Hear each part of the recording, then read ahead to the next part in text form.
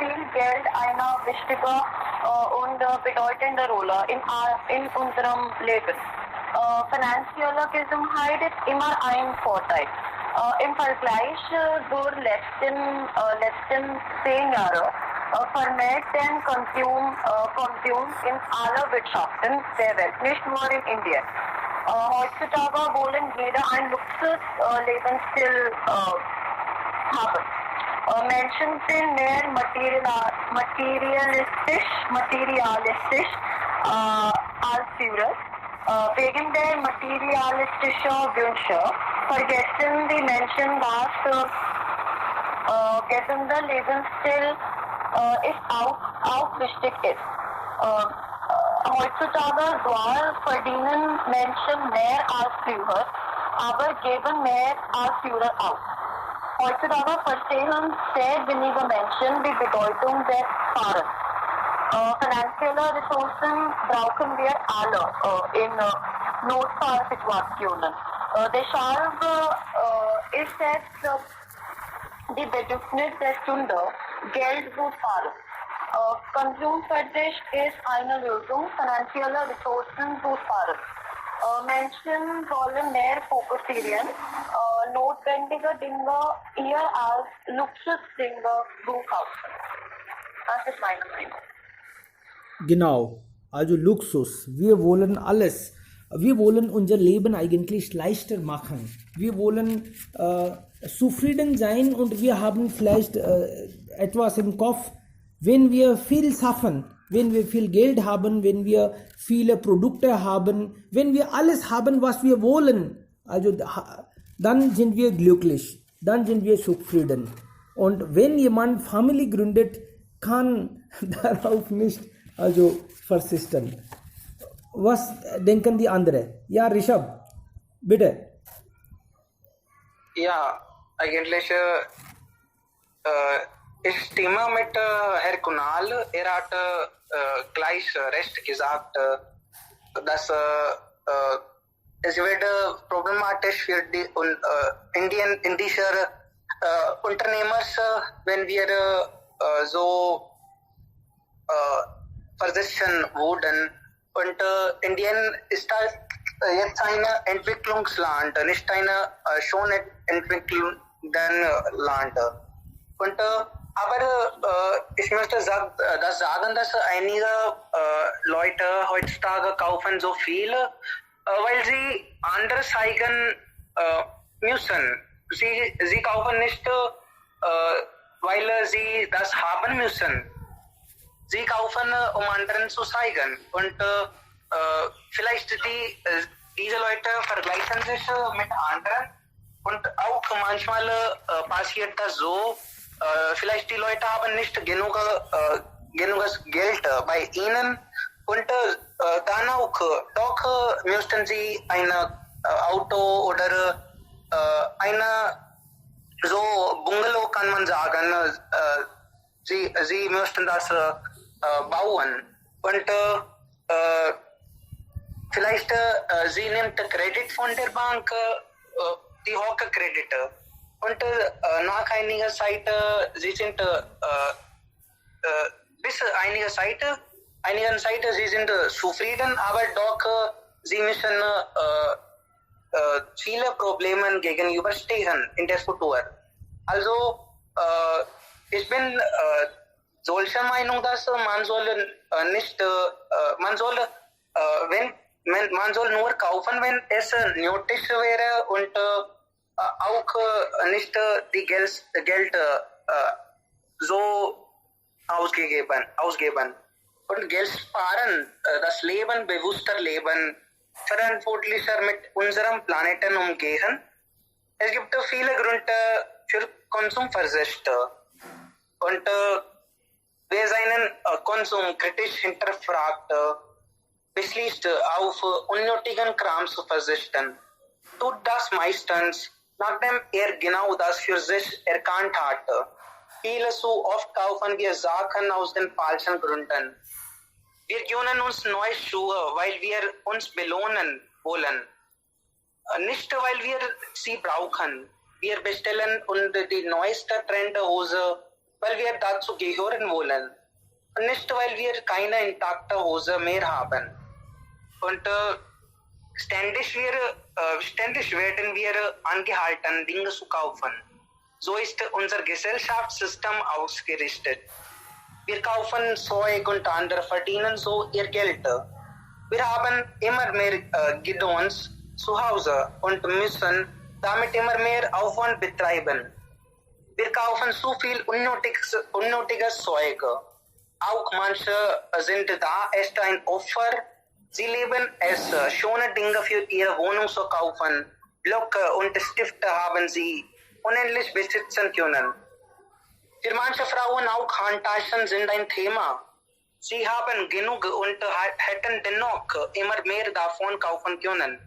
Einfach, weil es so verlockend ist. Und weil man sich im ersten Moment so über die neuen Errungenschaften freut. Es besitzt Belastung. Und die Dinge, die wir nach Hause tragen, müssen meist auch irgendwie verwaltet, geputzt, gewartet, was auch immer werden. Elektrogeräte müssen geladen und abgetartet werden. Autos müssen zur Inspektion und zum Reifenwechsel. Alles muss untergebracht werden. Wir brauchen größere Wohnungen, müssen mehr Geld verdienen, mehr Zeit zum Putzen aufwenden. Hinzu kommt, alles, was unsere Auswahl vergrößert, erfordert wieder Entscheidungen. Wenn du nur einen Wintermantel hast, du musst dich nicht entscheiden, welchen du wählst. Das Leben wird deutlicher einfacher, wenn wir nur weniger Varianten zur Auswahl haben. Aber doch, ich möchte sagen, dass alles einfacher gesagt ist, aber schwer getan. Und vielleicht ist das nie möglich für manche, weil sie schon daran gewöhnt sind. Und die Vorteile des Minimalismus sind so viele. Ich möchte nur einige hier erwähnen. Es stellte sich mit der Zeit automatisch ein Perspektivwechsel ein, der beinhaltete, dass man nicht mehr auf andere schaut, was diese besitzen, was man unbedingt auch besitzen muss, um mitzuhalten. Durch den minimalistischen Lebensstil fängst du an, dich auf dich zu fokussieren. Und du findest heraus, was dir und deinem Körper gut tut, was dich glücklich macht. Dadurch wirst du mit der Zeit ruhiger. Du hörst genauer auf deine innere Stimme und lernst dabei, dich dir selbst zu finden. Du hast weniger Stress, dadurch, dass du weniger besitzt, um das dich kümmern musst.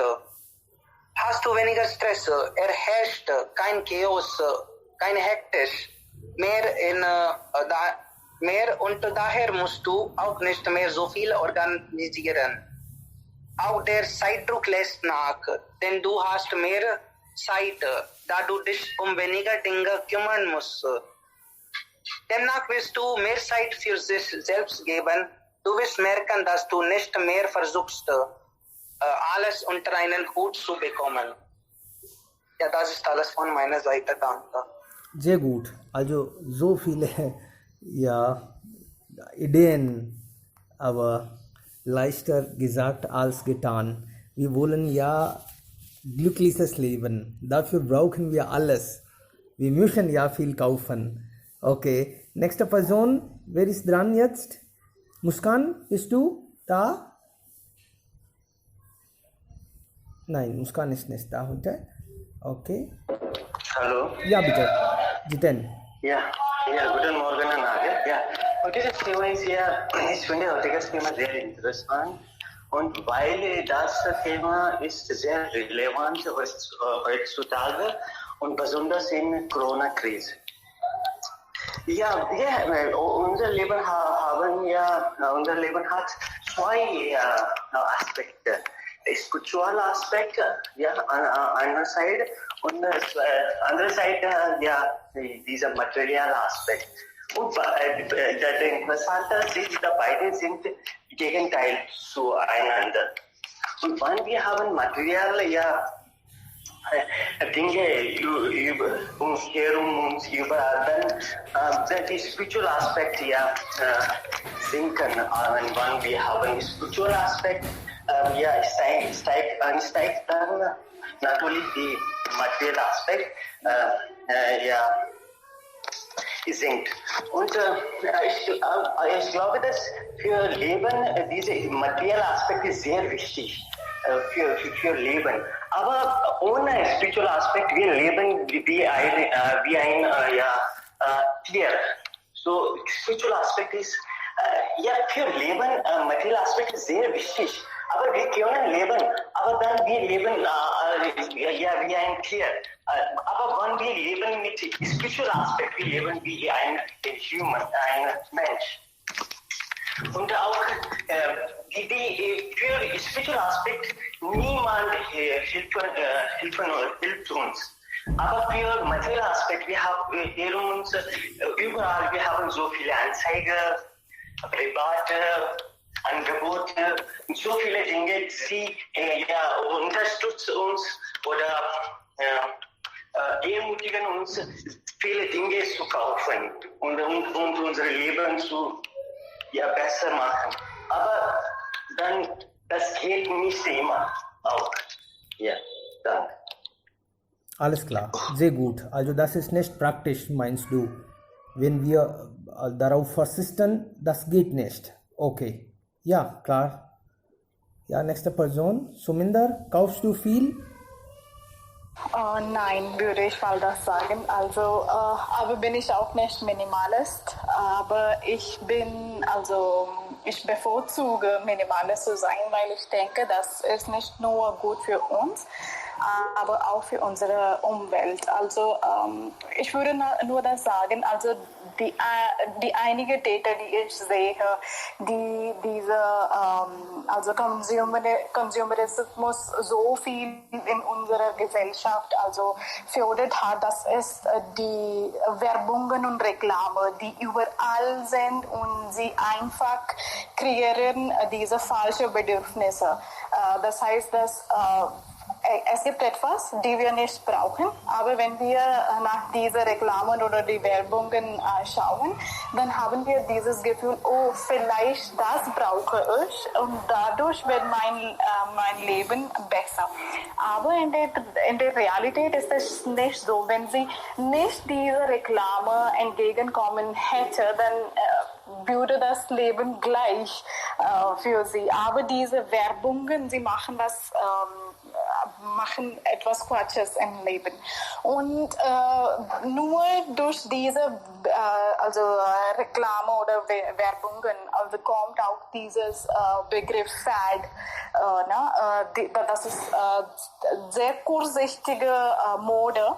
Also sagt man auch diese Modeerscheinung. Also vorher habe ich das immer gesehen, als wir Kinder waren. Es gab nur 4 Wetten, Sommer, Herbst und Winters und was noch? Okay, irgendwann, ne?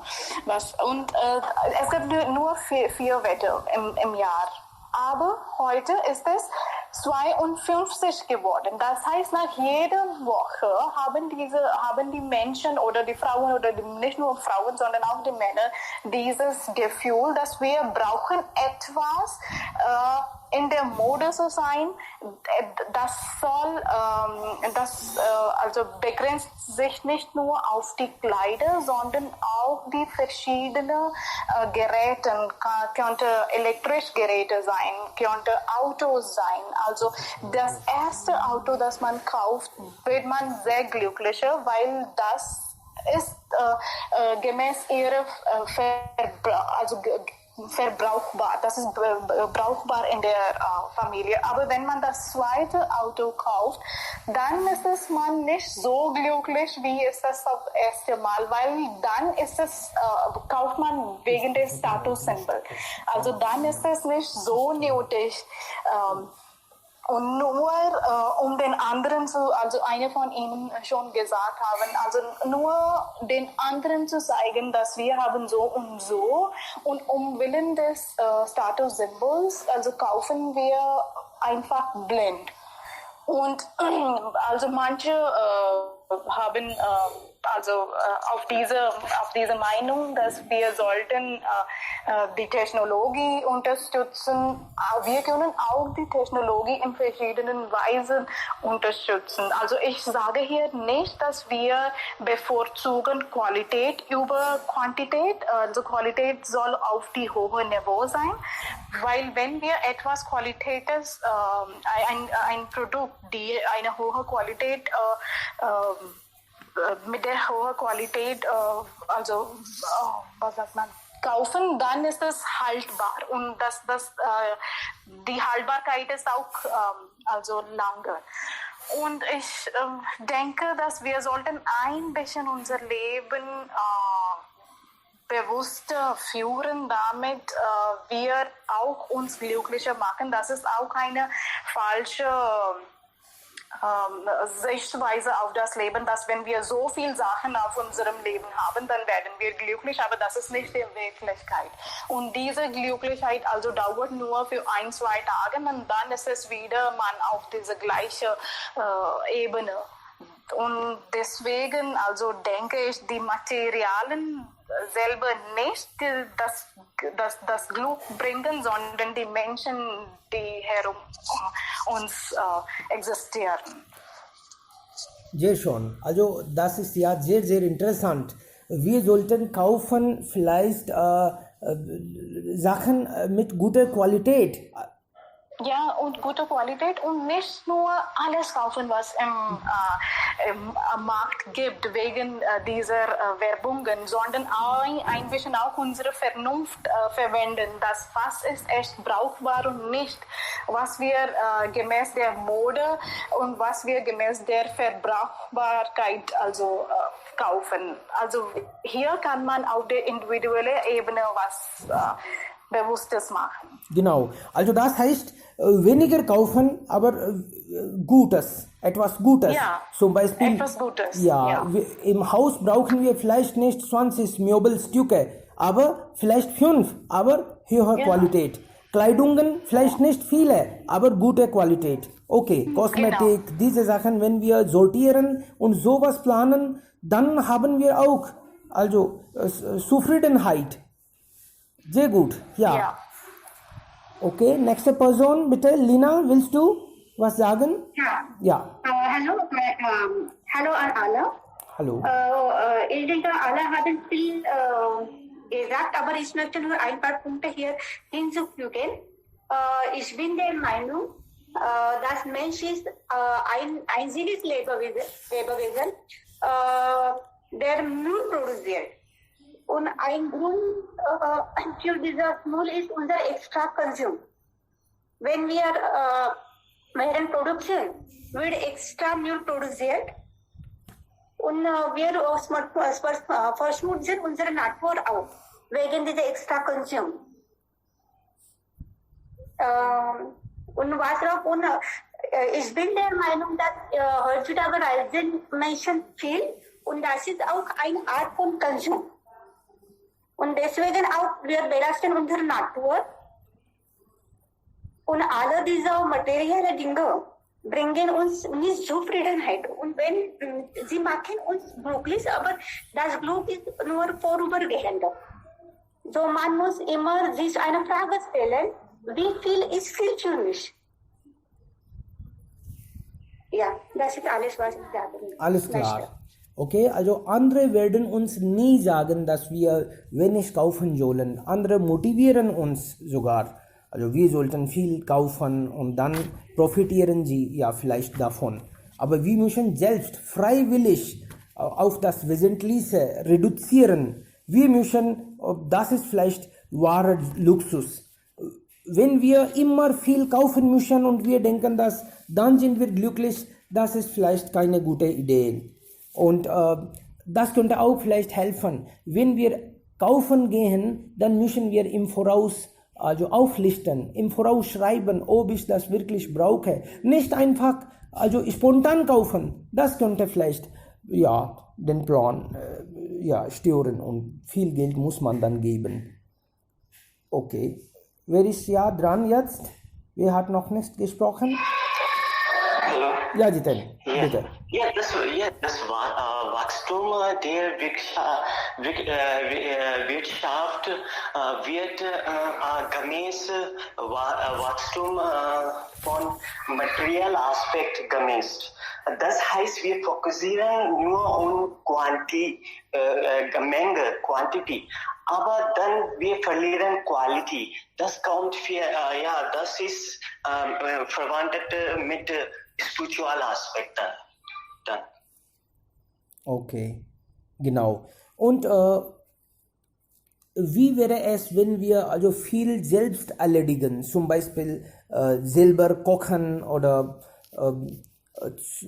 in der Natur Zeit verbringen, statt Städten vielleicht in Dörfern bleiben, da wohnen. Also leichter gesagt als getan. Aber ist das wirklich auch schaffbar, wenn wir nicht, also zum Beispiel wir nicht also viel trinken oder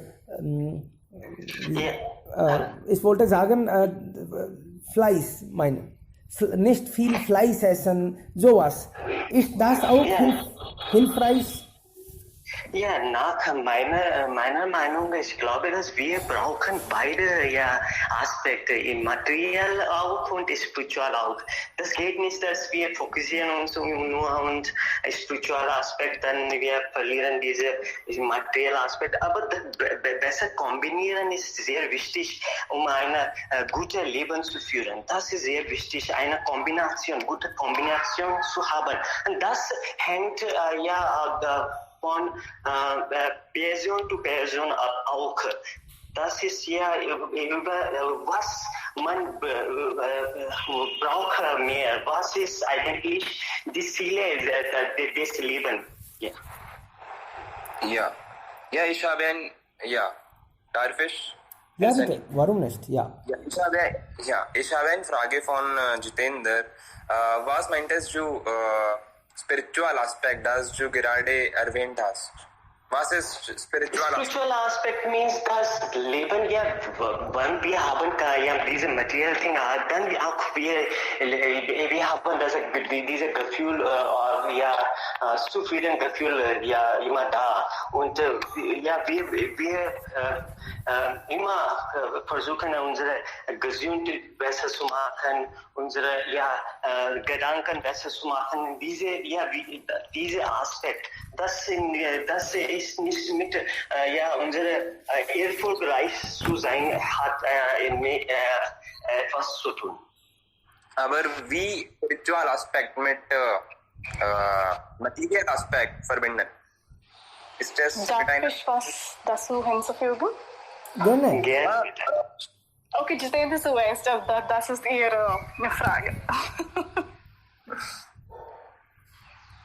Jitendra, willst du was? Okay, also ich würde nur hier sagen, also wenn Sie gefragt haben, was ist der Verbindung zwischen Bedürfnisse oder spirituelle Aspekte. Also ich würde mal sagen, dass es gibt ein Pyramid von Maslow'sche Bedürfnisse. Ich glaube, darüber habe ich auch vorher erwähnt. Also hier gibt es 5 Etagen oder 5 Ebenen. Also auf die erste Ebene, die sehr ganz unten ist, das ist die physiologische Bedürfnisse. Das heißt, dass wenn man Essen, Wasser oder Schlaf hat, also dann wird diese Bedürfnisse erfüllt. Und auf die zweite Ebene, also Sicherheit, dann kommt soziale Bedürfnisse und dann kommen die individuellen Bedürfnisse. Und wenn alle diese Bedürfnisse auf diese eine Ebene erfüllt sind, dann auf der Spitze gibt es Selbstverwirklichung. Also dann hat man dieses Gefühl, dass meine Bedürfnisse sind auf jeder Etage oder jeder Ebene gefühlt sind und jetzt brauche ich was anderes. Aber das kommt nur, wenn die anderen Bedürfnisse schon gefühlt sind oder ausgefüllt sind. Dann hat man diese Void sozusagen, sagt man auf Englisch, Schlupfloch auf Deutsch. Dann hat man diese Schlupfloch, okay, es gibt was Wichtiges. Also die waren sehr, sehr materialistisch, was ich schon in meinem Leben erreicht habe. Aber es gibt was noch auf die höhere Sinne, die ich noch nicht erreicht habe. Und meistens die minimalisch sind, sie haben einfach alles diese Erfahrungen auf jeder Ebene und dann haben sie einige Entscheidungen in ihrem Leben getroffen. Jetzt wollten wir mehr dazu. Das ist sehr materialistisch und das brauchen wir echt in dem Leben nicht. Wir brauchen etwas Höheres und das ist die Selbstverwirklichung. Wir sind unsere Bedürfnisse erfüllen. Dann wir werden. Das ist immer so. Ein armer Mann kann nie über die Selbstverwirklichung denken, weil also diese physiologische oder Sicherheitsbedürfnisse, die sehr, sehr wichtig sind, auch nicht ausgefüllt. So wie kann er auf diese höhere Niveau ausfüllen? Und deswegen ist es, haben wir Glück, dass wir in der Mittelschicht geboren sind und wir haben diese Chance, wir haben schon diese Bedürfnisse und das ist jetzt in unserem Hand, das was wir eigentlich von unserem Leben wollen. Hallo? Ja, aber... Hallo? Ja, bitte. Ja, manchmal es passiert, dass diese Erfahrung oder Aspekte dauert lebenlang. Dann das geht nicht. Dann wir müssen inzwischen entscheiden. Ja. Hallo, Frau Samander, ich möchte eine Frage stellen. Ja, bitte. Ja, Sie haben erwähnt, wenn ich antworten kann, Kunal, normalerweise Ihre Fragen sind so schwierig. Nein. Okay. Oh, nein. Ja. Eigentlich, Sie haben erwähnt über Maslows Need Hierarchy Model, okay? Ja, genau. Und, Maslow erwähnt, dass an der ersten Etage gibt es Brot, Butter, Dach oder so. Aber was passiert, wenn man ist am zweiten Etage und stirbt? Dann ist es einfach, weiß ich nicht, was soll ich darauf antworten? Das bedeutet, finden Sie nicht, dass dieses Pyramid ist ein bisschen kaputt? Eigentlich erzählt uns, dass man muss eigentlich warten, wenn man am ersten Etage ist oder diese Gefühle schon gefühlt sind, dann man am zweiten Etage kommen. Aber wie kann man das selbst entscheiden? Für mich, Basis ist ganz anders. Für Sie, Basis ist ganz anders. Luxus für mich ist ganz anders, für Sie ist ganz anders. Wie kann man das definieren? Und also Sie haben auch über Armutmenschen gesagt, dass diese Menschen können nicht über Selbstverwirklichen denken. Aber in Dörfern, vielleicht, wenn Sie das beobachtet haben, dass diese spirituelle oder religiöse, wie sagt man, Message befinden nur im Vergleich zu den Städten, befinden mehr in Dörfern. Und vielleicht diese reichen Männer besuchen diese Messe gar nicht. Nur diese Armutmenschen, die wir denken, die sind Armut und deswegen sie können nicht selbstverwirklichen denken, aber sie besuchen mehr im Vergleich zu den Männern oder nein, die aber in alle Dörfer sind nicht Armen, also das nur wir denken, weil sie einfach nicht in die Städte umgezogen sind, aber sie sind unabhängig in dem Sinne, sie haben ihre eigene sozusagen Agrar, aus denen sie einfach was Wichtiges oder Gesundes haben zu essen. Sie haben also der Dach und sie sind also sozusagen unabhängig, eigenständig. So, diese Bedürfnisse sind schon ausgefüllt. Aber die Statistik zeigt ganz anders. Vielleicht 8% oder unter 10% sind die Agrarwirtschaft beiträgt in Bruttoinlandsprodukt. Die große Zahl bleibt bei, wie sagt man, Service Sector. Das ist nur 10%, nicht mehr als 10%. Und wenn wir so sprechen, diese Menschen, die im Dorf, eigentlich, was möchte ich sagen, dass Selbstverwirklichung kommt nicht, wenn man alle 4 Etagen erledigt hat. Nein, das Gefühl kommt automatisch. Alter ist keine Grenzung. Das meine ich. Und wenn das nicht automatisch kommt, dann? Dann kommt das Aber auch nicht, wenn man alle Etappen erreicht. Vielleicht. Nein, aber nein, ich würde mal nur das sagen. Also wenn man schon alles erreicht hat, also dann hat man, das ist unser menschliches Verhalten. Das, was wir jetzt haben, wir wollten was mehr. Dann wollten wir mehr haben. Und das ist auch eine der Eigenschaften der Konsumerismus. Aber wie bemerkt man, dass das, was ich bis jetzt gekriegt habe, das ist genug. Ich habe die 2. Etage erledigt, absolviert. Also das soll man, deswegen habe ich gesagt, da soll man selbst daran denken. Also es wird niemand, der Hermet oder der Mensch kommen, der uns sagen wird, dass jetzt hast du so und so erreicht und das ist jetzt ist die Zeit für die andere Etage. Das soll man selber fragen. Also ob ich diese Sachen echt in meinem Leben brauche oder nicht. Und wenn man schon das braucht, dann kann man einfach dafür tüchtig arbeiten. Und wenn man, also nach meiner Meinung ist es so, dass ohne Grundbedürfnisse zu haben, also zu erreicht zu haben, kann man nie einfach an etwas Höheres denken, weil man so viel also gestört ist, um anderen Dingen sich anzulocken oder zu kriegen. Und wenn man nur einfach in jedem also alltäglichen Leben kämpft, etwas zu kriegen, dann kann man nicht auf etwas Höheres denken, weil man sich so beschäftigt ist.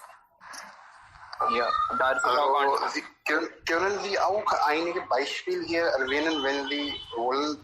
Kennen Sie auch einige Menschen, die am 5. Etage, am 4. Etage sind und sie sind näher der 5. Etage? Oder? Sie können vielleicht über sein Leben etwas also suchen, was er etwas also in seinem Leben gemacht hat. Und am Netflix, also meinen Sie in der realen Leben oder in den überall? Überall, ja, kann sein. Ja, und auf Netflix gibt es auch einen Dokumentärfilm, der Minimalist heißt. Also schauen Sie mal, dann werden Sie das verstehen, was ich eigentlich meine. Aber schauen Sie das heute und schicken Sie mir eine Message dann. Netflix, leider habe ich kein Netflix bei mir. Oh, okay.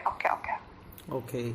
Also Kunal, würdest du, also wenn man nach ersten Tage, also keine echte Problem hat, man hat genug zu essen und dann weißt du, also kennst du einige Menschen, die direkt nach ersten Tagen Mensch geworden sind? Das ist vielleicht auch nicht. In unserer Geschichte, wenn wir das durchlesen, finden wir viele Beispiele. Kannst du einige? Zum Beispiel, Dhanna Jat. Kennen Sie Dhanna Jat? Er ist sehr populär. Es gab Dhanna Jat. Mirabai war auch da, obwohl Mirabai wurde auch in Königreich-Familie geboren. Aber am Ende, die Situation wurde ganz anders geworden. Es gibt zahlreiche Beispiele in indischen Kulturen. Aber Kunal, wenn Sie über Dhanna Jat was sprechen, dann... Buddha war Siddharth, natürlich. Was? Buddha? Ja, Frau Suminder, Sie wollen... Ja, er war Siddharth. Er ist Siddharth. Buddha als Siddharth. König Siddharth. Ja. Also war König. Sohn. Ja, und natürlich. deswegen, Er hat alles verlassen. also Sie haben ein sehr gutes Beispiel gegeben, also darüber spreche ich. Also er war der Sohn des Königs und er hat diese Annehmlichkeit des Lebens in ihrem Leben oder in seinem Haus. Und dann hat er das eingesehen, dass ich brauche etwas also für die höhere Sinn. Also höhere Sinn soll in meinem Leben sein. Weil alle diese Bedürfnisse schon gefühlt waren.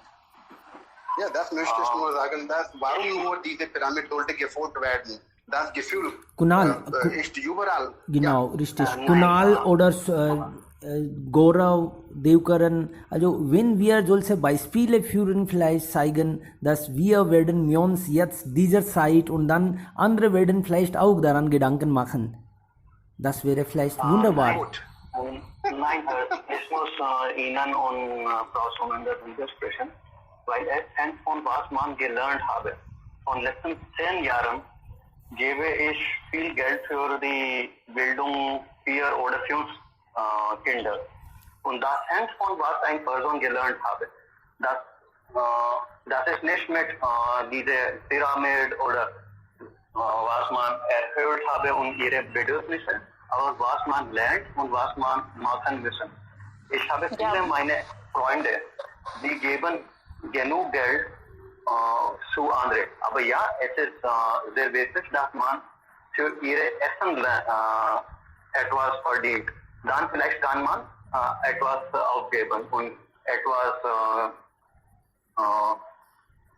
zu anderen geben. Es ist auch wichtig, dass man soll es verstehen, dass welche Personen können nicht einfach verdienen. Zum Beispiel belernte Personen können nicht einfach verdienen. Und die Personen, die faul sind, soll nicht geholfen werden. Und die Personen, die gute Bemühungen machen und Staat auch können nicht viel verdienen, sie können geholfen werden. Aber auch mit die Konsum sollen wir immer Bioprodukte kaufen. Und wir sollen auch probieren, Bioprodukte zu erhalten und diese Hersteller zu motivieren. Das können wir durch Steuern machen und das ist einfach. Aber wir sollen unsere Gewohnheit verändern. Wir sollen unsere Gewohnheit sowieso verändern, dass wir sollen die Kunststoff vermeiden, die Produkte von Kunststoff sollen wir vermeiden und solche Produkte, die die Umwelt schadet, sollen bei uns vermeiden werden. Das ist alles von meiner Seite. Alles klar. Kann ich? Ja. Ja, kann ich. Ich möchte etwas erwähnen hier. Ich glaube, dass immer diese Konsum-Minimal-Leben zu erreichen, wir müssen ja diese spirituelle Aspekte ansteigen. Weil beide sind so verbunden, dann diese beide sind so vermutet, dass wir können andere Weise etwas machen. Ja. Okay, gut. Sehr schön, Freunde. Ja, das leichter gesagt als getan. Hallo, darf ich?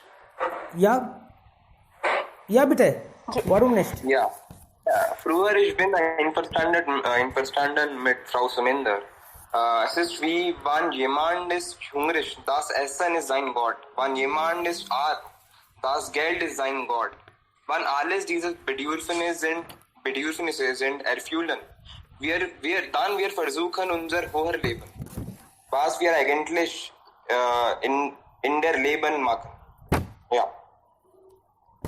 Sehr schönes. Ja, du solltest das auch schreiben. Wunderbar. Wirklich. Ja. Wir alle sind in der Suche nach dem Glück und wir wollen alles haben, was wir noch nicht haben und andere haben schon. Wir denken, dann werden wir auch glücklich.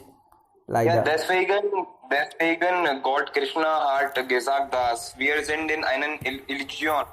Das ist nur eine Religion. Ja. Genau. Also man kann sagen, Minimalismus als Lebensstil ist Gegenbewegung zu Konsumverhalten oder Konsumwahn. Beide sind vielleicht andere Richtungen, aber inzwischen können wir vielleicht vage halten. Wir können Gedanken machen, dass wir können mindestens Konsum reduzieren Andere sagen das nicht. Wir müssen das selbst entscheiden. Dann wird das vielleicht besser und auch praktisch. Vielen lieben Dank, Freunde. Heute habe ich auch ja besonders sehr gut genossen. Und es gibt wunderbare Ideen. Alles ist nicht möglich, aber egal, auch wenn der Wirtschaft nicht gut geht, müssen wir ein bisschen darauf verzichten. Ansonsten, wir werden Probleme haben. Ja, danke schon von meiner Seite. Das ist alles. Und wir treffen uns morgen wieder. Wenn jemand noch Wichtiges hat, könnte man ja auch sagen. Es gibt Zeit, 2 Minuten Zeit. Kunal will vielleicht. Ich denke. Nein, next. Okay, dann.